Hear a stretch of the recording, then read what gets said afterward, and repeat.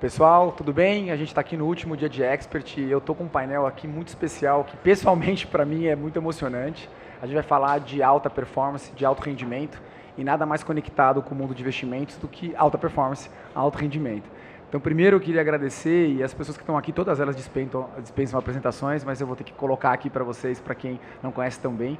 Ao meu lado aqui está a Carla de Piero, é uma psicóloga do esporte, atleta, mãe, e que tem um dedo dela em muitas das vitórias de muitos dos atletas brasileiros, e a gente pouco sabe. Eu tenho também o Bichara, que toca a Faros, que para nós não só uma parceira enorme, mas um exemplo de empreendedorismo e de alta performance. Tenho também a Ana Marcela, nossa atleta medalha de ouro na natação, na ultramaratona de natação, e a Ana Luísa, que fez, acho que o tie-break mais emocionante que eu já assisti na vida, nossa tenista. A gente pensou em dividir aqui essa conversa, esse bate-papo, e falar um pouquinho sobre o que é a alta performance e o alto rendimento no esporte. Depois a gente queria falar um pouquinho, né, como é que isso se conecta no mercado financeiro, né, o quanto que é parecido. Os desafios são parecidos de mentalidade, de paciência, de foco, de disciplina, de objetivo, de burnout, de quero desistir, mas continua e etc. E no final a gente queria falar um pouquinho sobre essa pedra que a XP já jogou, que a Faros já jogou, de começar a trazer mais para perto os seus atletas e toda a equipe de suporte para que a gente de fato possa se beneficiar, não só com a motivação, com a imagem, né, com a superação, mas de fato com a metodologia que está por trás, com o apoio que está por trás, para que a gente possa também ter alta performance ou mais alta performance no mercado financeiro, porque não dizer no mundo corporativo. Então queria começar aqui passando um pouquinho para a Carla contar sobre essas atletas que estão aqui na frente e um pouquinho sobre a visão dela, do que acontece atrás e na mente dessas pessoas que se superam assim absolutamente todo santo dia e que tem assim um nível de competitividade inspirador. Bom, para mim é um prazer estar aqui com essas duas queridas que eu tenho o orgulho de trabalhar, com a Ana Marcela já há 10 anos, né, Ana? Com a Luísa há 6 meses, né, Lu? E é muito bacana poder trabalhar com essas duas, trabalhar alta performance. E eu acho que o que o Ale está contando é que o que é parecido do esporte com o mercado financeiro, a gente trabalha buscando resultado. Mas eu estou aqui como psicóloga para contar que não é um resultado a qualquer custo, né? É um resultado estruturado, é um resultado que a gente quer ter consistência, é um resultado que a gente não quer quebrar o atleta nem fisicamente nem emocionalmente, por isso que estão essas duas aqui, né? A Lu se reabilitando de uma lesão, a Ana por tantas coisas que ela já viveu. Então, parte do que a gente gostaria de ensinar do mundo olímpico para o mercado financeiro é contar que por trás do resultado do alto rendimento tem uma equipe de saúde que cuida do corpo, cuida da mente, cuida das emoções desses atletas para eles alcançarem esse resultado. E que é um trabalho em equipe, né? A gente são várias mãos, são os treinadores, são os fisioterapeutas, são os médicos, são os preparadores físicos, os psicólogos que ajudam a construir esse resultado. Eu imagino que no mercado financeiro também tem uma equipe por trás para alcançar tudo isso, né? Não, sem dúvida nenhuma, acho que depois o Bichara pode contar um pouquinho o tamanho da equipe que ele tem lá e eu falo um pouquinho do nosso lado. Mas eu vou começar aqui com você, Ana Marcela, nossa última participação hoje que a gente teve junto, e eu contei para a Cara que eu comecei a fazer curso de neurociência, estou na terceira fase, então assim, eu era um completo ignorante, agora eu descobri que eu sou ainda mais ignorante, porque quando você começa a ter conhecimento, você vê o tamanho do que você não conhecia, né? Mas um conceito muito bacana chama neuroplastia. O cérebro vai se moldando com as projeções da sua conversa com você mesmo. E eu me lembro que você respondeu uma pergunta no nosso último bate-papo de que você colocou a medalha no seu celular. Você falou que tinha escutado, acho que do Cielo, se eu não estiver enganado, de que ele tinha no teto e que você queria... Você falou, a coisa que eu mais enxergo depois da água é o meu descanso de tela, né? E essa neuroplastia é o conceito de neurociência, eu não estou falando nenhuma bobagem, já peço desculpas aqui, mas é o conceito de você, sem um nível de auto-engano grande, né? Mas de você, de fato, fazer uma predileção, quase que vivenciar, visualizar aquilo que você quer todos os dias. No seu caso, quase que todas as horas, né, que é no celular. Conta um pouquinho pra gente, e o que mais você quiser contar sobre como é que você consegue colocar tanta neuroplastia, né, tanta determinação, e como que são os truques visuais aí que você usou. Primeiro, agradecer muito o convite e de ter conseguido estar aqui hoje. E eu acho que é um trabalho de muitos anos, né? Não foi do dia para a noite resolver falar, não, eu quero ser campeã olímpica. minha vida inteira, depois que eu peguei minha seleção, que eu comecei a ver que a maratona aquática de fato era o que seria a minha vida ali, que é o que eu amo fazer, eu fui criando objetivos, eu fui tendo metas a serem batidas. E comigo nunca existiu, tipo, se der errado, né? A Carla sabe, a gente nem trabalha com o si, por exemplo. Então a gente sempre tenta, ao máximo, dar o 100% a cada dia. E eu acho que ter esse tipo de visualização, quando algo dá errado, ou quando algo está muito bom, você olha para aquilo e você fala, eu estou mais perto disso, eu quero chegar aqui, o que eu posso fazer para melhorar se não está bom? E eu acho que não só olhar a medalha, eu tinha lá onde eu treino, no CT do time Brasil, do outro lado da piscina, ficam uns 3 mastros. E eu passei assim, os últimos 3 anos antes da Olimpíada, olhando o mastro e falando, eu quero a bandeira do Brasil ali no meio, pensando nos Jogos Olímpicos. Então, acho que são muitas visualizações que a gente coloca para ir em busca desse objetivo. Então, se eu não tinha a tela do celular, eu tinha algo dentro da piscina que me remetia a isso, que me lembrava o que eu queria. No dia bom, no dia ruim, era olhar para lá e balançar a cabeça, tipo, vamos, dá a volta por cima, vai. Então, são coisas que você tem que estipular, né? Tem gente que, o Nori, por exemplo, é o cara que gosta do post-it, né? Então, ele espalha o post-it pela casa inteira, com o objetivo do que ele quer, a nota que ele quer, o salto que ele quer fazer. Então, acho que são esses detalhes, né, que relembram, quando a gente está na pior, na melhor, de que a gente pode, de que a gente tem que continuar ali batalhando, e seja no mercado financeiro, seja no esporte ou para a vida. Eu acho que isso causa muita organização, metas. Então, quando fica o visual mais fácil, te deixa num caminho, eu acho que um pouco mais livre de você conseguir pensar no que você quer. O que eu aprendi nesses cursos é que quando você visualiza, muitas vezes você aumenta a sua dopamina, porque você quase que sente aquele momento. E a dopamina é uma das responsáveis, pelo que eu entendi, pela sua força de vontade, sua capacidade de ir lá e fazer. E é diferente do prazer. É a predileção do prazer que te aumenta a capacidade de fazer, de ir atrás, de levantar da cama e tudo mais. Muito legal, não sabia essa parte da bandeira. Muito bacana. Já conectando aqui na última interação que a gente teve com a Maia junto, a Maia Gabeira junto, eu me lembro de uma pergunta sobre, tá lá, né, 40 iguais, ou no histórico, na histórica virada que vocês tiveram, te perguntaram, e aí, você vai sacar? O que você pensa? Você não demorou meio segundo para falar treino, foco, o que eu tenho que fazer e tudo mais. Impressionante. Como é para você manter essa calma nos momentos mais tensos, né? Porque é uma preparação que eu imagino muito mental, né? A gente fica nervoso. Eu fiquei nervoso. Eu fui ontem entregar um capacete do Senna pro Howard Marks, que é o cara que fundou a Oak Capital, que é o cara que eu mais admiro no mercado. Quando eu estava na faculdade, o primeiro memo que eu li foi dele. Né, eu bateu 175 batimentos enquanto eu estava tentando chegar para falar com ele. Como vocês conseguem, Luísa, como é que você consegue manter o batimento baixo e o foco? Assim? Qual é a técnica? Olha, acho que primeiramente um prazer enorme estar aqui com todos vocês, uma honra. E o batimento está alto também, para a gente, para vocês, acho que para qualquer um, até qualquer momento de pressão, não tem como dizer que eu não estou sentindo. Mas eu acho que naquela altura do campeonato, a gente já passou pelo jogo inteiro, você começa a ver o que já funcionou no jogo, o que não, você confia, e acho que é muito difícil chegar num estado mental, para mim, pelo menos no tênis, de você estar totalmente dentro da zona, assim, só pensa, você não está nem pensando, seu corpo está no flow, o famoso flow que acho que muitos atletas comentam, e naquele dia a gente estava no flow, a gente entrou no flow, não estava, a gente começou o jogo perdendo. E eu acho que é isso, é você se dispor a fazer o seu melhor a cada momento, estar ali presente só pensando naquilo. Mas se eu falar que minha cabeça não viajou, se eu errar fora, acabou aqui o sonho. Se a bola, se ela dá um ace, essas coisas passam na cabeça, mas é como a gente consegue filtrar esses pensamentos e deixar eles irem rapidinho.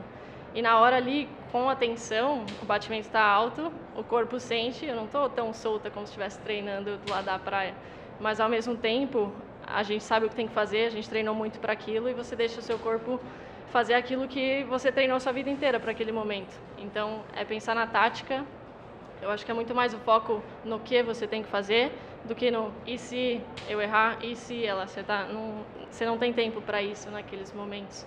E eu acho que confiar tanto no meu trabalho, no meu esforço, na sua preparação e na minha parceira, porque naquele dia era em duplas, Eu acho que foi o crucial para a gente poder relaxar e deixar o corpo fazer e ver no que vai dar. A única coisa que você pode fazer é tentar, e se você não tentar, ou se você já se precipitar antes de conseguir agir, já era, e você não tem tempo para isso.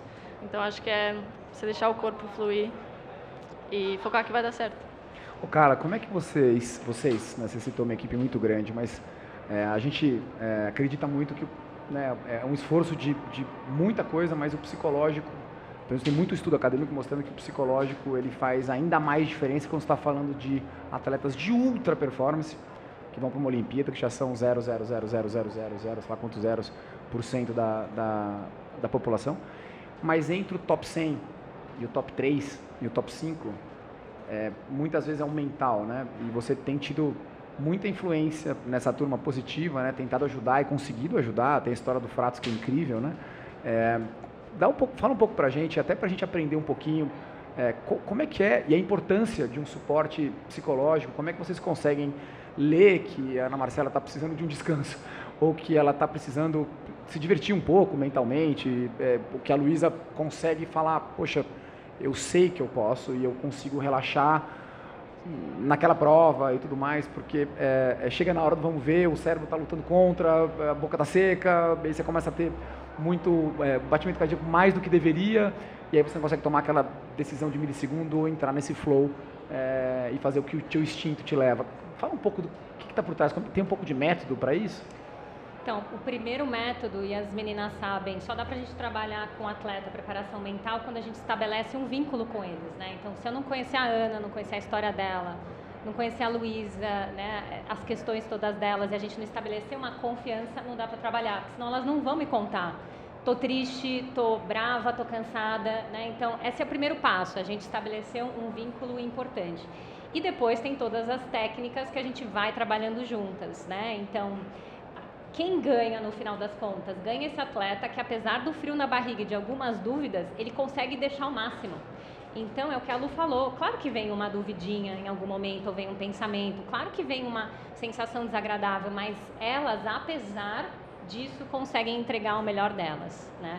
E um pouco do estado de flow que a Lu estava falando, ele é treinável. A gente amplia a chance deles entrarem nesse estado ideal de performance quando elas fazem o que elas gostam. Isso é super importante. O pré-requisito primeiro do estado de flow é fazer o que eu gosto, estar treinado o suficiente, me sentindo preparada para, né, fechar um jogo e ganhar uma medalha olímpica, fazer a minha melhor prova.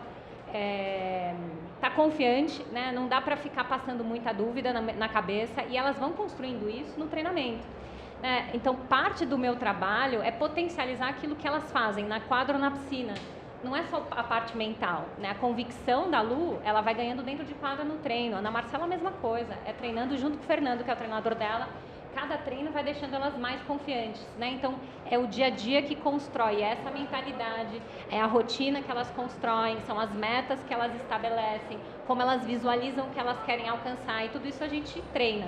Estabelecimento de metas, visualização, autofala, o que eu vou falar na hora de fechar um set para mim mesmo, onde vai estar o meu foco, né? Para Ana, que é uma prova longa, é uma prova que tem muita coisa acontecendo, né? Então, se você perguntar para ela já tinha imaginado tudo o que ia acontecer dentro da prova dela.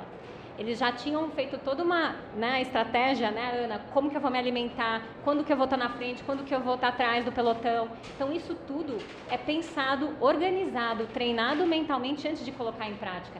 Isso vai dando a segurança de que vai dar certo no final. E as dúvidas vão diminuindo, né? Então, é um trabalho, de novo, em conjunto, né? É o treinamento, junto com a preparação mental, junto com toda a preparação física, que vai trazendo essa excelência, que é o que a gente busca na alta performance. Antes de passar para o Bichara aqui, que a gente quer muito escutar e entender o que te motivou a já apoiar, né? E a história da Faros, que, para quem não conhece, é simplesmente o maior escritório que a gente tem aqui de assessoria de investimento no Brasil, que precisa de muita democratização. Mas antes disso, eu queria fazer um último comentário para fechar e pedir, né, que as pessoas comentem aqui, para fechar essa primeira etapa da alta performance no esporte.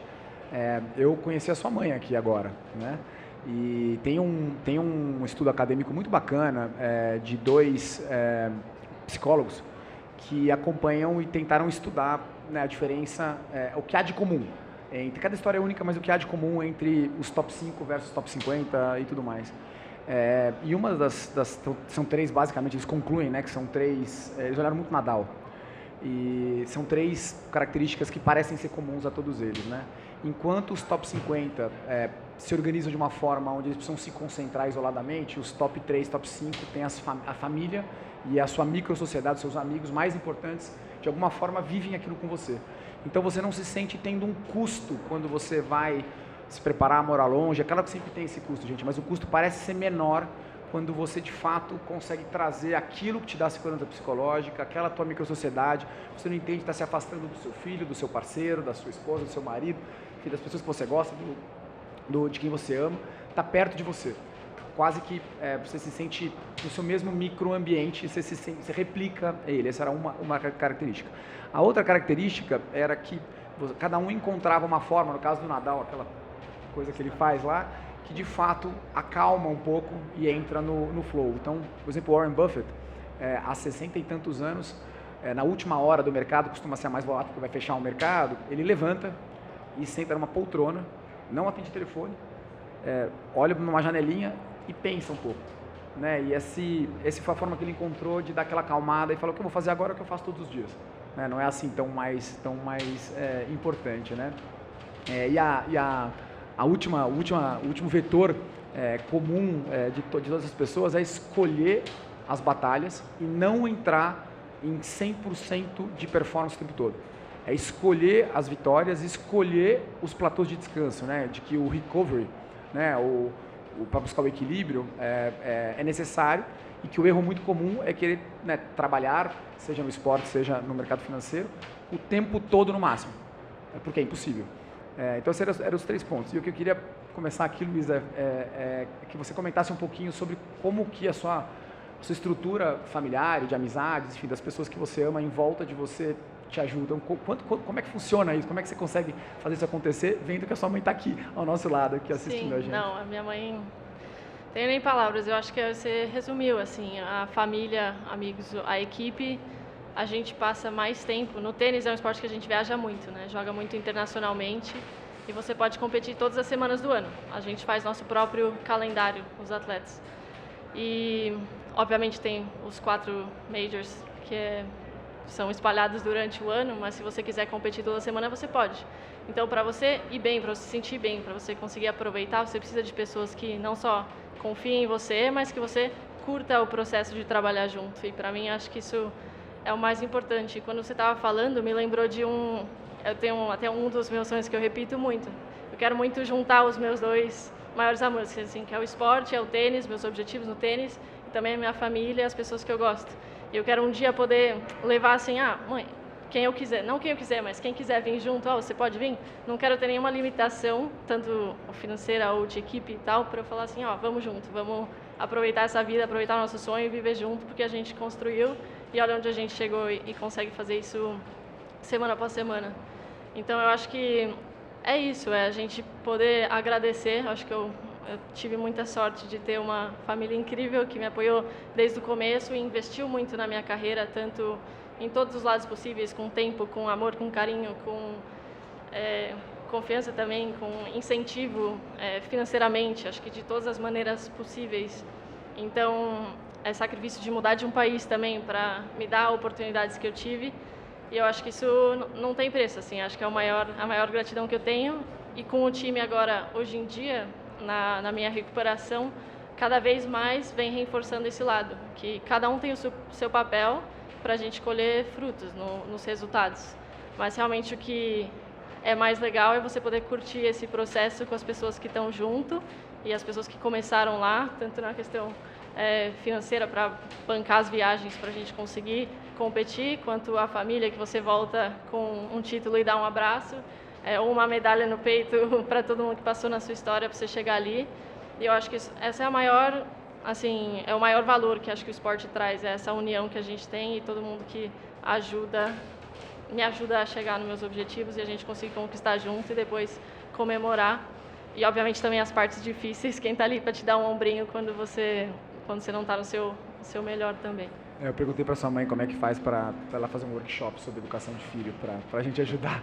Ô, Ana, você tem, não só isso, queria ouvir você, mas você também tem o lado de você ser embaixadora de diversidade e inclusão e etc. E a sua microsociedade leva ainda mais mensagem, né, para esse mundo que ainda, enfim, que ainda tem que evoluir demais nesses temas todos. Conta sobre como é levar a família, levar as pessoas mais importantes para você, as pessoas que você ama, se você enfrenta, além de tudo, enfrenta até hoje questionamento, até hoje algum tipo de reticência sobre você estar com a tua família perto e como é estar com a família perto para você. Bom, acho que é o que você falou, né? Quando a gente chega nos detalhes, que é o que faz a diferença para você conquistar um ouro olímpico, uma medalha olímpica, um grande slam ou um campeonato mundial, é você ter a tranquilidade e você saber esse ciclo, quem são as pessoas, essa microsociedade que a gente estabelece. Então, meus pais, minha família, minha namorada, acho que são as pessoas que me trazem paz no momento que eu preciso de tranquilidade. Se tem alguma coisa fora ali do eixo, são as pessoas que eu vou procurar para me manter calma, me manter tranquila.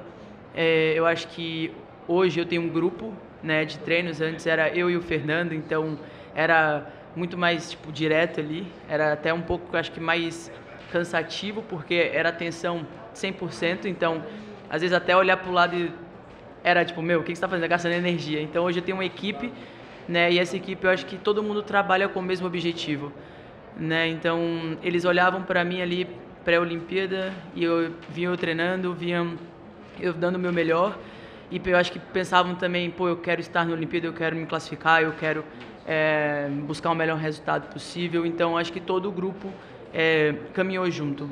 Então quando você tem esse grupo, como a Lu falou, você quer fazer por você e por eles, né? Então acho que, como a gente comentou aqui no começo também, a equipe multidisciplinar, que é algo muito importante para o alto rendimento, que é necessário para a gente, que são os detalhes também, são mais de 20, 30 pessoas por trás. E eu gosto muito de frisar isso, sempre que eu ganho alguma medalha ou conquisto alguma coisa, eu acho que enaltecer esse trabalho, porque ali quem aparece, né, somos nós, os atletas, ganhando a medalha, mas ninguém tem a noção de como que é para chegar até ali, o papel de cada um, que cada um sacrifica também para estar ali. Então acho que a gente consegue reconhecer muito esses detalhes, né? Então quando você viaja, seu técnico que está ali, que deixou os filhos em casa, não vê os filhos crescer, você que não está às vezes com sua família, quando os seus pais estão, quando a família pode ir junto, você olha para eles e tipo, você sente uma energia diferente, você, né, sei lá, imagina, tá ali no último ponto, olhar para a mãe e falar, hoje você está aqui vendo isso acontecer. Então, de fato, é uma emoção diferente quando a gente conquista na presença dos familiares, e eu acho que é o que você falou, são esses pequenos detalhes que fazem a diferença para a gente chegar no topo do mundo. É muito bacana que vocês têm essa humildade de, né, mostrar a equipe e a família o quanto que são importantes, né? Pichara, conta pra gente, essa decisão que vocês tomaram é algo que a gente está aqui com esse painel e a XP patrocinando o Comitê Olímpico e tudo mais. Quer dizer, essa missão de trazer para próximo. Fala um pouco, né, por que foi importante para você e para a Pharos apoiar um atleta, né? Conta dessa decisão, que está por trás dessa decisão, e pode comentar aqui tudo que você ouviu, porque ouvindo elas, com toda a humildade de dizer que elas estão num nível completamente diferente, a nossa vida tem esses altos e baixos, essa disciplina, essa releitura, se reinventar e tentar buscar energia onde não tem. Conta um pouco o que está por trás da decisão e da história de sucesso enorme da Pharos. Perfeito. Primeiramente, obrigado aí pelo convite, um prazer aí estar com todos vocês. A verdade, eu acho que o esporte nos ensina muito. Eu acho que todos os nossos sócios sempre somos do esporte, gostamos bastante, e a gente aprendeu muito com o esporte. Eu acho que o esporte nos coloca em situações, como algumas aí que você bem colocou, e que vai fazendo paralelo ao nosso negócio, né? Vamos dizer, dentro do ambiente do mercado financeiro, a gente vive também momentos difíceis, né? Então, por exemplo, a Pharos existe há 11 anos. Nesses 11 anos, que bom, hoje a gente está numa posição super confortável. No topo da cadeia. Mas a gente nunca pode se acomodar, né? Eu acho que tanto no nosso negócio quanto no esporte. A gente tem que estar sempre treinando, né? Buscando melhorar, ter humildade. E isso, no nosso caso, olhando para o esporte e no momento mais confortável, a gente, entre sócios, a gente definiu, pô, vamos começar a olhar o esporte como até a gente já tinha visto a XP fazendo isso e, de certa forma, a gente, dentro da nossa racional, um passo de cada vez, e a gente começou a se envolver, né, estudando um pouco os casos, né, junto com a minha sócia, que é responsável pelo marketing, a Raquel, que deu um pontapé inicial nisso também. E aí a gente começou a fazer um baita de um estudo e mapear todos os talentos, histórias super bacanas, jovens que eu diria que estão ainda em fase ainda de aprendizado dentro do esporte. E, enfim, temos hoje aí 2 atletas, né? A Luísa é uma delas. E a gente continua em busca, lógico, um passo de cada vez, mas eu acho que realmente assim, a gente se frustra em alguns momentos e a gente tem que, assim, como você falou, pensar no longo prazo quase também, você ganhou. E pensar no longo prazo, né? O cliente quase, abriu a conta comigo, não abriu. Pô, que frustração, gerei uma baita de uma expectativa. Pô, isso acontece no esporte, acontece no nosso negócio. E aí, como é que você lida com isso? Então, para nós, é um baita um orgulho da gente estar se envolvendo cada vez mais com os atletas, como eu acho que outras empresas deveriam fazer isso. Eu acho que o Brasil é um país de muitas oportunidades e a gente vê tanta história bacana, tantas pessoas que, sabe, que têm uma vida difícil e que muitas vezes o esporte, nem que seja um atleta de ponta, mas vai ser uma pessoa melhor com o esporte. Então, a gente é super fã, pô, eu sei que vocês são também, mas enfim, eu acho que quis contextualizar um pouquinho aí essa dinâmica. E foi muito bacana, Bichara, porque a gente aqui na Jive, a gente teve um primeiro contato com o esporte, a gente trouxe algumas atletas para conversar, e a gente está no nosso momento de decisão, qual é o melhor formato? Será que é o melhor formato apoiar vários e pouco, escolher? Então, é uma decisão que a gente está aprendendo também, então é muito bacana você ter tomado essa dianteira, a XP ter tomado essa dianteira, é muito bacana. Para contar para vocês, eu conheço muito bem o Edu, que trabalha na Faros, e assim, olha como também é para a gente, para vocês entenderem, né? Ele estava contando que ele demorou 9 anos para conseguir abrir uma conta, ou seja, 9 anos tentando convencer aquela família, aquele empresário, aquela empresária, de falar, poxa, me dá uma chance, deixa eu abrir sua conta, etc, etc. Então, a gente tem um lado, depois quando você avançar, para quem não sabe, a gente está discutindo aqui com a Cara um projeto bacana de tentar trazer essa psicologia e esse apoio todo mais multidisciplinar, como a Ana Marcela falou, para que os colaboradores pudessem também aumentar a sua performance, aumentar o seu nível de consciência sobre o que você precisa fazer para performar. E as nossas frustrações, muitas vezes, são ligadas a receber não. Né? E acho que Bichara deve ter recebido uma quantidade bizarra de não, e você tentar não se afetar.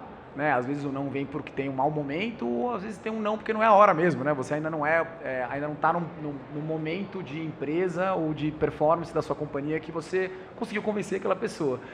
E obviamente cada não é frustrante, não tem um não que não é frustrante, e você não se abalar talvez seja o maior desafio de um empreendedor. Né? O empreendedor tem toda a disciplina, todo o treinamento, etc, etc, diferente, né, do nosso mercado do que um atleta, mas a gente recebe muito não, muito mais não do que sim. Então você precisa entender e colocar na sua cabeça que cada não que você toma, você está um pouco mais perto de um sim. Não é óbvio, mas esse tem que ser o pensamento, né? Não agora, só mais um não. Então, eu estou mais perto estatisticamente do sim que recebi mais um não. Eu queria perguntar, Carla, um pouquinho, né? Quando você está procurando esse contato que você falou de estabelecer uma relação de confiança, eu estava outro dia, a gente passou na empresa inteira um vídeo do treinador do Nadal falando sobre ser uma pessoa importante, um líder, um coach, né? Alguém que apoia. E todos nós, o Bichara é líder de muita gente, é coaching de muita gente na Faros, né? Todo mundo é liderado por alguém. Aliás, você só sabe ser um líder se você souber ser liderado. Mas o fato é que o treinador Nadal comentou que como falar e quando falar é quase tão importante sobre o que falar. E aí a Carla estava comentando, né, o quanto que ela está trabalhando, talvez com o maior ganhador de todos os tempos, que é o Bernardinho, né? Se você somar a carreira dele toda, e está trabalhando um pouco dessa psicologia que vai mudando de geração para geração. Se você puder falar um pouquinho, a gente tem dificuldade, se os bicharos têm dificuldade, as pessoas mais jovens têm lados muito brilhantes e são diferentes em relação a como fazer o approach, como conversar, quando conversar. Como é que você poderia comentar um pouquinho com a gente, Carla, sobre quando é que você olha assim para Ana Marcela e fala, acha essa hora é a hora do espaço dela, não é a hora de eu falar com ela. Não, agora eu acho que é a hora de deixar o técnico dela um pouquinho mais longe, que ele está puxando muito. Ou quando você olha para a Luísa e fala, caramba, a Luísa precisa agora se divertir, ela precisa assistir, sei lá, um filme de comédia e, sei lá, sair com a melhor amiga dela. Como é que você consegue ler, entender que precisa desses breaks para a gente poder ter esse momento confiança e que às vezes você precisa brecar o resto da turma de assessoria, porque obviamente o fisioterapeuta quer que treine, o técnico quer que treine. Como é que você consegue lidar com tudo isso? Então, o líder no esporte é o treinador, né? Então, ele é sempre quem faz uma gestão ali e a gente também é razoavelmente liderado por eles, né? Eu respondo bastante para o treinador, mas para conseguir ter esse olhar, a gente precisa conhecer o atleta. E aí não sou só eu, o treinador, o físio, o preparador físico, bons treinadores, eles têm essa sensibilidade de estar atento a como esse atleta funciona. Né? O Fernando e a Ana, eles se falam de dentro d'água se olhando, é ridículo. Né? Assim, o Fernando sabe exatamente o dia que assim, não é para falar com a Ana, né? Então assim, ele desenvolveu essa relação e aí ele realmente sabe falar o que falar, quando falar e na hora de falar, né? Porque eles têm uma relação muito afiada e eu acho que isso acontece, né? No alto rendimento, essas relações produzem grandes resultados. A Lu está estabelecendo uma relação nova com o Léo, que está super aberto a conhecer ela, então, primeira coisa é isso, tá aberto a conhecer as necessidades, as particularidades do atleta que eu estou trabalhando, porque aí eu vou descobrindo qual que é a melhor hora, né? Quando que ela vale a pena eu falar isso aqui? Será que vale a pena eu falar direto com o Fernando? Ou é melhor pedir para o Sasson, que é o médico, falar com ele? Né? Então a gente vai descobrindo quais são os melhores caminhos, né, para acessar a Ana ou a equipe da Ana, a mesma coisa com a Lu. E isso é um trabalho de convivência, de abertura, a olhar para elas como seres humanos, né? Então, que têm as suas necessidades. E é isso que você está falando. Tem hora que elas vão precisar de apoio, que a gente vai precisar falar com a equipe. Pera, menos. Né? Ela está sobrecarregada, está acontecendo isso, isso e isso. Né? Então, além do treino, na vida delas está acontecendo isso, isso e isso. E a gente vai precisar fazer uma gestão e um equilíbrio, senão a gente pode ter um esgotamento aqui. Então, muitas vezes é meu papel falar isso para o treinador, porque chega muito para mim o esgotamento delas, né? Então, assim, até pela sua retaguarda de ter estudado psicologia e ter trabalhado só com esse foco, né? Às vezes alguém que está um pouco mais de fora e tem essa retaguarda consegue enxergar um pouquinho mais, né? Sim, mas no esporte de alto rendimento não basta falar. A gente tem que mostrar com dados, né? Então eu vou lá, aplico os questionários, os testes, porque se eu falo para o treinador, olha, ela está cansada, por que está cansada, né? E aí eu tenho que ir lá mostrar por que ela está esgotada e cansada com dados, porque aí esses Olha dados... como parece que é o nosso negócio, bichara. Não dá, quem tem opinião não tem muita coisa, a gente precisa de dado, né? É super difícil lidar com a subjetividade, é meu trabalho. As emoções, as sensações são subjetivas, só que eu preciso apresentar dados para os treinadores, senão eles vão falar assim, tá, mas qual que é o argumento que você tem? Né? Só o seu relato ou o relato delas? Então a gente tem que transformar isso em dado. Por exemplo, o Fernando, sem dado não funciona com ele. A gente trabalha com números, ele fala. O mercado financeiro tem uma frase que a gente, nem sei quem foi que falou, mas que replica tudo, que é assim, in God we trust, né? Em Deus a gente acredita, every other one bring data. Todos os outros tragam dados, e a gente só acredita em Deus. O resto, se não tiver dado, né, a gente não consegue decidir. E dá para produzir dados de estresse, dados da percepção de esforço, do esgotamento delas. Então, a gente tem que fazer isso na psicologia do esporte para trabalhar com o esporte de alto rendimento, né? E isso vai juntando com os outros dados que eles têm, que o preparador físico tem, que o próprio treinador tem, e a gente vai trabalhando em cima disso. Deixa eu aproveitar que a gente está chegando, infelizmente, no final, tem mais uns 5 minutinhos. Eu queria perguntar para o Bichara e depois a gente fazer o contrário agora, trazer problemas do mundo do mercado financeiro e perguntar para elas o que elas nos recomendariam, né? Tanto a Carla quanto as atletas. A gente teve o Covid e para o mercado financeiro, para toda a raça humana, foi muito complicado, e especificamente para o mercado financeiro, foi uma coisa muito inusitada, porque normalmente as crises financeiras acontecem no mercado financeiro. Essa foi uma exceção. fazia muito tempo que a gente não tinha uma crise que atingiu o mercado financeiro, que não foi o mercado financeiro mesmo que causou, né? E dá até orgulho dizer que a gente ajudou, né? O mercado financeiro ajudou a dar mais liquidez, os juros abaixaram, houve muitos programas de vouchers, né? Muita ajuda para quem precisava. Claro que agora com o retrovisor a gente olha, talvez houve alguns exageros, mas é muito fácil no retrovisor, acho que é só uma reflexão e não uma questão de culpa. Mas no nosso caso, imagino que na Faros também, a gente teve muito burnout, né? Então, a gente tem uma vida que tem um certo equilíbrio, cada um mais ou menos equilibrado naquele seu momento, mas você consegue ir na academia, você consegue estar com seus amigos, você consegue ir no bar, consegue ir ao cinema, você consegue... E de uma hora para outra a gente foi limitado a isso. Além disso, a gente estava rodando no minimizado aqui no cérebro, se fosse um processador, um receio de pegar uma doença grave, né? Que especialmente no começo a gente tinha muita insegurança e a gente estava, né, learn by doing, aprendendo, fazendo, e a gente tinha obviamente muito mais mortes do que hoje a gente... e não tinha nem perspectiva de vacina, né? Nosso cérebro é treinado para esquecer, mas se pensasse nos primeiros 3 meses, imagina, meu segundo filho nasceu 1 mês e meio depois do primeiro lockdown. Eu me senti naquele filme Vanilla Sky, sabe? Que vai andar, não tem ninguém, saí em São Paulo não tinha ninguém, cheguei no Einstein não tinha ninguém. E aí você pega o seu filho no colo, não tem ninguém para mostrar, um negócio meio diferente, né? Mas o fato é que quando a gente foi, todo mundo tolhido daquilo que te dava, né, o abraço da pessoa amada, o esporte para quem gosta e tudo mais, a gente ficou com muito menos equilíbrio, muito menos prazer, e aí todo mundo muito preocupado, trabalhou muito, e acho que também a tecnologia também, tela. O fato é que nós experimentamos na Jive muito burnout. Queria perguntar um pouquinho para o Bishara como foi lá, o que vocês fizeram, e aí passar a bola para vocês para falar, poxa, o que vocês recomendam quando vocês têm burnout, se é que vocês têm burnout, como é que vocês conseguem parar e falar, poxa, não adianta eu insistir nisso aqui, se vocês puderem depois fazer o contrário, né? Recomendar para a gente, na experiência de vocês, o que vocês recomendam para a gente fazer. No nosso caso, eu acho que, como diversas empresas, a gente reparou que, principalmente como você falou, nos primeiros 6 meses, eu acho que foi o pior momento, porque realmente eu diria, nos 6 primeiros meses, você não sabia o que estava acontecendo, né? Você tinha medo de sair de casa e, de certa forma, você tinha uma outra variável, você tinha que prestar conta para o seu cliente, falar alguma coisa para ele que até você mesmo não sabia o que estava acontecendo, porque o cliente olha para nós, ele associa ao patrimônio dele, aos investimentos dele. Então, ele vê um mercado caindo, a bolsa caindo, o dólar subindo. Então, o que de fato a gente fez, eu acho que as reuniões virtuais realmente, né, era a única forma da gente se comunicar. A gente teve aí uma contingência ali, gente, vamos nos comunicar internamente com a equipe. Gente, vamos nos falar todo dia de manhã, bater um papo, porque você não conseguia ver como é que todo mundo, como é que as pessoas vivem também, porque nem todo mundo tem um ambiente que ele consegue ficar em casa, trabalhando, sossegado. Muitas vezes a pessoa mora num lugar, divide o quarto com um irmão, e tem um barulho, e estava todo mundo dentro de casa. Então, esse foi um início que eu acho que a gente, como a gente também conhece muito bem, eu acho que é uma característica da Faros, a gente tem,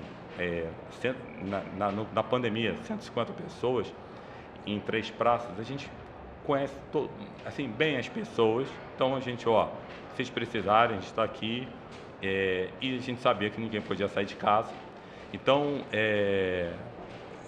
eu acho que esse foi o primeiro momento. O segundo momento vamos aumentar a nossa frequência de contato com os nossos clientes, legal. Porque essa é uma hora que isso até ajuda você, porque você sozinho, sem falar com ninguém, eu acho que você entra um pouco mais em crise. Quando você conversa com as pessoas, você vê que as pessoas são muito carentes. Isso ajudou muito. O cliente hoje, depois que tudo passou, ele fala, a gente falou tanto, né, na pandemia, vamos marcar agora de nos encontrar. Parece que a gente gerou uma relação treinador-atleta com alguns clientes que até então você via, eu falava tão pouco com ele, eu não visitava aquele cliente há 1 ano, não ia tomar um café com ele, mas eu falei com ele 2 vezes por mês, por que eu não faço isso agora? Então eu acho que assim, alguns aprendizados a gente teve com aquela fase de incógnita do que vai acontecer. Eu acho que depois, com a vacina, a gente começou a relaxar um Começou pouco. a entender que a gente ia conseguir superar como raça, né? eu Na vejo Jive a assim. gente teve para compartilhar também, né? A gente falava toda semana com a empresa inteira, online, tentava fazer a nossa própria seleção, porque às vezes as notícias às vezes atrapalhavam mais que ajudavam e não eram, eu não vou dizer tão verdadeiras, mas talvez um pouco polêmicas demais, ou um pouco, né, para você gerar, a mídia para gerar atração às vezes precisa ser um pouco mais contundente, ou um pouco mais exagerada, vamos chamar assim. Mas o que a gente usou muito também, para compartilhar com vocês e já jogar para vocês comentarem, a gente usou muito de vulnerabilidade. A gente falou, olha, sinceramente a gente não sabe o que vai acontecer. O que a gente fez foi tirar as propostas da mesa, manter a maior caixa possível e falar para os clientes e para os colaboradores de que, olha, essa prudência vai permitir que a gente espere passar a neblina, porque a gente não está enxergando para onde vão as coisas, né? E não tentar dar uma resposta se você não tem uma, né? Então, a pergunta para vocês é, vocês conseguem sozinhas entender que vocês estão chegando no momento de vulnerabilidade, de burnout, já tiveram alguma experiência assim? Ou alguém precisa te falar? Porque aconteceu muito no nosso ambiente, nossos colaboradores, são 300 pessoas, de que às vezes algumas pessoas levantaram a mão, mas outras a gente precisou falar, poxa, acho que você está precisando descansar, não está legal, você não é assim, você está com ruído no seu comportamento, você não é essa pessoa, você acabou de dar uma bronca em público em tal pessoa, você nunca tinha feito isso, será que você não quer refletir, se não é o momento de você dar uma acalmada? Eu queria que vocês compartilhassem a experiência de vocês e o que vocês fazem quando isso acontece, se é que acontece desse jeito. Pode ser? Bom, acho que na minha experiência, eu descubro o meu limite quando eu passo dele. Principalmente, acho que a Carla vivenciou, conversamos um pouco disso, assim.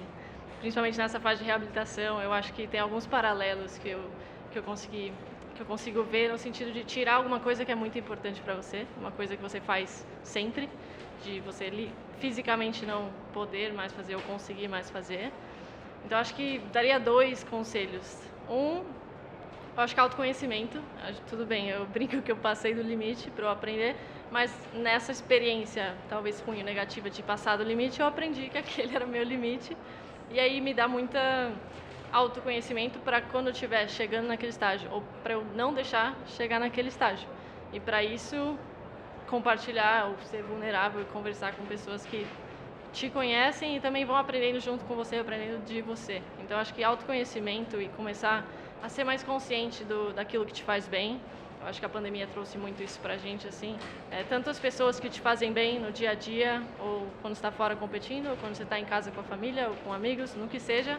Eu acho que nunca é demais você procurar algo, fazer alguma coisa, ou tirar um tempo para você que te faz bem, encontrar pessoas que vão te ajudar a ser melhor. E eu acho que a outra coisa também que, principalmente nos últimos meses, eu vivi muito e cada vez tenho mais certeza, é que às vezes tudo bem você não ter controle de tudo. Tudo bem você ter incertezas. Tipo, você não precisa resolver tudo naquele momento. Vamos escrever isso aí na parede das nossas empresas, né? Eu acho isso que aqui é uma coisa que a gente vê todo santo dia. Fala, não dá pra controlar tudo. Né? Pra Você mim vai é ficar a melhor. Se você... Eu acho que pra mim foi o principal, assim, de você... Às vezes você não tem controle de tudo, você vai ficar muito ansioso, você vai ficar muito ansiosa tentando resolver tudo, descobrir tudo, por que isso está assim, por que isso está assado. Às vezes é melhor deixar, tipo, deixa ali, daqui a pouco, que seja, daqui 2 horas você resolve. Não sei, se precisa ser alguma coisa urgente, prioriza, vai lá, corre atrás do que você precisa fazer naquele momento. Mas às vezes vai precisar de 2 dias, às vezes precisa de 1 semana, às vezes precisa de 2 meses fora daquilo para você aprender alguma coisa e conseguir resolver depois.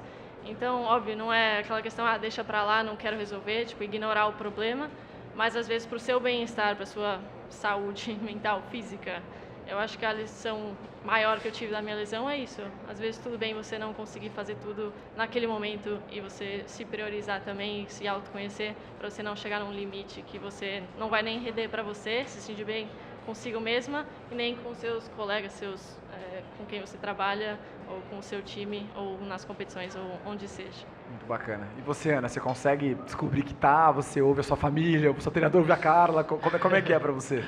Bom, acho que eu tive 2 momentos em questão de 1 ano, né? Acho que, por incrível que pareça, eu ganhei o ouro olímpico e o que aconteceu é que logo depois eu comecei a fazer muitas coisas e nós atletas, a gente tem muita mania de ter uma rotina, né? Ter o nosso dia a dia. Então eu sou uma pessoa que eu tenho muito isso. E eu comecei a sair um pouco dessa rotina para poder atender a todo mundo, atender a todas as demandas extra. Por exemplo, está aqui, né? Mas então, eu soube depois o valor, dividir, pessoal, né? olha o valor que essas pessoas fazem quando elas gastam o tempo delas aqui. Aí eu soube, tipo, administrar o meu tempo melhor também. Então, antes eu queria fazer tudo, eu achava que dava tempo de fazer tudo. Então, logo depois da Olimpíada, eu voltei pro Brasil, aí eu tive férias, tirei um tempo para mim, e depois eu comecei a ficar que nem louca. Eu fazia, às vezes, 5, 6 eventos em um dia. E aí eu cheguei... E treinava? Não, aí, tipo, eu voltei a treinar. Tava voltando a treinar. E aí eu simplesmente chegou um dia que eu não queria sair da cama, não queria fazer nada. Falei com a cara, falei, não sei o que tá acontecendo, não sei o que é isso. Né? Tipo, a Ana sempre foi a Ana que, vai, faz e, né, eu não sabia o que tava se passando. E por mais que eu tenha a Carla há 10 anos, entre todas as atletas dela, talvez, eu seja uma das que menos falo. Eu sei me expressar na hora que eu tenho que me expressar, quando eu tô no meu limite ali. Porque, tipo, sempre tá tudo muito tranquilo, eu sei lidar com as coisas, eu vou aprendendo e vai indo. Então, sempre quando eu mando mensagem pra Carla, eu procuro ela, porque, tipo, é que nem a Luísa falou, eu já tô chegando, né, ali no limite. E a segunda, que foi agora, eu terminei não tendo uma lesão séria, mas me machucando numa prova, e eu simplesmente não conseguia nadar. Eu comecei a entrar num ciclo de não consigo treinar, não tô bem, não vai, nada vai. E chegou uma hora que eu cheguei pra ela e falei, eu quero parar de nadar. Isso faltavam 2, 3 semanas para o Mundial agora, que acabei... 2, 3 semanas antes do Mundial, você falou, quero parar de nadar? Eu falei pra ela, não tá. Eu cheguei no meu limite, nada vai bem, não tô indo bem, os treinos não estão fluindo. O clima tá muito, muito tenso, muita cobrança, porque, assim, até você ser campeã olímpica... Você tem a cobrança de ser campeã olímpica. Aí todo mundo fala, agora você é campeã olímpica. E aí você chega e fala, agora você tem que defender o título de campeã olímpica. Então a pressão depois de ser campeã olímpica é muito maior do que não ser campeã olímpica. É muito pior. A cobrança agora é de você defender o seu título. Né? Então eu cheguei pro campeonato mundial, eu falei pra ela, eu tô indo agora pra me divertir, porque eu não tenho cobrança, eu não quero ser campeã mundial, eu quero só chegar lá, nadar minha prova e dar o meu melhor. E aí eu terminei saindo no meu melhor campeonato mundial com 2 ouros e 1 bronze. Então, assim, eu tô aprendendo a falar mais, a expor justamente... Se expressar mais. Também, e eu acho que expor mais essa parte da vulnerabilidade. Eu sempre tive muita vergonha de falar que eu estou passando por dificuldade, né? Porque eu sempre tive aquele escudo, né? A Ana Marcela é a Ana Marcela, intocável, não sei o quê. Então, eu tô passando por isso. Então, acho que, como a Lu falou, você conseguir se expressar, conseguir colocar para fora, mostrar a sua vulnerabilidade, porque sempre vai ter alguém que vai querer te ajudar. Tem sempre alguém que vai estar com você. Aquelas pessoas que são de verdade, que é o ciclo, que são as pessoas que estão ali. Você volta para esse mesmo mundo, que é o seu mundo, que é quem vive todos os dias com você. Né? Então eu estou conseguindo aprender isso agora, tipo, na pele, não só vendo o que aconteceu com as pessoas, mas estar vivenciando isso. Então para mim está sendo uma parte da minha vida onde eu estou podendo aprender com isso que está acontecendo. E eu acho que é isso, você conseguir se organizar, você conseguir colocar para fora, você saber que você vai passar por momentos assim também, de altos e baixos, e que sempre tem um jeito para poder fazer as coisas darem certo. Né? Às vezes dar um passo para trás para 2 para frente. Então eu estou conseguindo, depois de 30 anos, aprender um pouquinho isso também. Excelente, muito, muito valioso. Carla, para fechar aqui que a gente estourou o painel, conta como é que é receber esses WhatsApps aí? Como é que você faz? Para manter a sua sanidade, para começar. Em 10 anos eu só recebi 3 WhatsApps de pedido de ajuda da Ana e foram momentos que ela estava precisando de ajuda, né? Como que é receber? Para mim é assim, caramba, a Ana Marcela tá pedindo ajuda e que bom que ela tem alguém para ouvir, escutar e que legal, e me sinto super honrada dela poder ficar vulnerável comigo. Né? E daí a gente poder pensar juntas em como solucionar o problema que aparece. As pessoas acham que os atletas, os campeões, eles não sofrem, eles não têm momentos difíceis. A real é que tem. Né? E tá tudo bem entrar em contato com essa vulnerabilidade, cuidar dela para voltar a competir em alta performance. A gente cogitou, eu falei para ela, Ana, se você não quiser competir, eu falo com o Fernando, eu escrevo uma carta para a FINA, o que for necessário. Ela, calma, doutora. Calma, a gente tem tempo aqui. A verdade é que também eu falei para ela, eu acho que eu vou me arrepender de não ir. De não ter ido e, tipo, ver de casa. Eu já vi uma Olimpíada de casa em 2012, sei qual foi o processo. Então, acho que eu voltar para casa e não passar por aquilo, talvez não fosse do meu perfil, sabe? Mas que bacana ouvir isso tudo, porque quando eu estava estudando lá um pouquinho de neurociência, o trauma né, que não é o que você estava passando, mas é uma coisa bem menor, mas o trauma, você precisa falar sobre ele para tirar de um lugar do cérebro que vem o medo e ir para um lugar do cérebro onde você reflete. Então essas conversas te trazem, né, uma forma de você conhecer o que você quer de verdade e sair um pouco da reação só, né? E ela mudou total a perspectiva, né? Então ela saiu da cobrança de tenho que ser campeã porque eu sou campeã olímpica e ela foi para, ela falou, eu quero vou me divertir. Me divertir.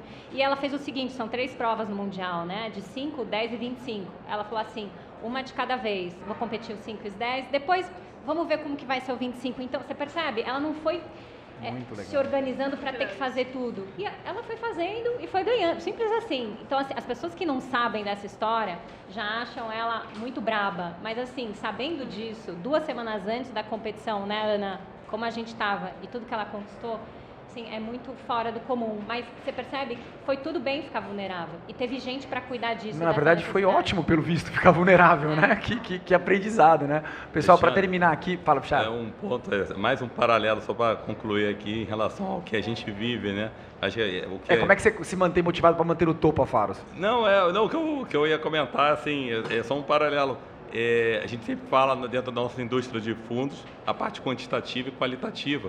Então, a gente, se for olhar assim friamente, quantitativa ali são os resultados, né, as medalhas, as conquistas. Pô, o qualitativo é esse lado humano, é isso. Então, a gente hoje convive, a gente vivencia isso dentro da nossa indústria de produtos financeiros, né, de rentabilidade, performance dos produtos, por exemplo, vocês, né, da Jive, você vê isso, né, aquela preocupação, mas, pô, todo mundo tem, você não pode só olhar só o número, o resultado. O que tem na nossa parede é enjoy the run.